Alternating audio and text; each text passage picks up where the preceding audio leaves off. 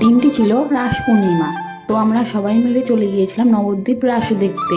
রাস দেখা কমপ্লিট করে আমরা চলে গিয়েছিলাম একটা মেলায়। আর তোমরা কি ভাবছো নবদ্বীপ রাস্তা এত ফাঁকা কেন? ফাঁকা থাকার কারণ হলো কারণ আমরা রাত 12টায় গেছি, আর তার মধ্যে সেদিনকে রাস ছিল, সবাই গেছিলো রাস দেখতে। আর আমরা রাস দেখা কমপ্লিট করে চলে এসেছিলাম এই সুন্দর থিমটা দেখতে। দেখো আমি এখানে পৌঁছেও গেছি এই থিমটা দেখতে, এত সুন্দর হয়েছিল। প্রথমে ছিল স্কুল, আর এটা হচ্ছে রান্নাঘর এরকম কিছু একটা, আর এটা হচ্ছে একটা চায়ের দোকান, মানে পুরোপুরি একটা গ্রামের মতন আর কি। এটা ছিল ধানের গোলা, আর মাঝখানে যেটা ছিল এটা হচ্ছে ভোলে বাবার ঘর। এখানে ছিল আমরা ভোলে বাবা, আমরা ভোলে বাবাকে দর্শন করে আরো এগিয়ে গেলাম। আর এটা হচ্ছে মাঠ, মাঠের ঘর পার করে চলে আসলো গোলা ঘর। আর এই দেখো কত ধানের বস্তা এখানে। তারপরে চলে এলো ঠাকুর ঘর, দেখো ঠাকুর দর্শন করে নিলাম আমরা।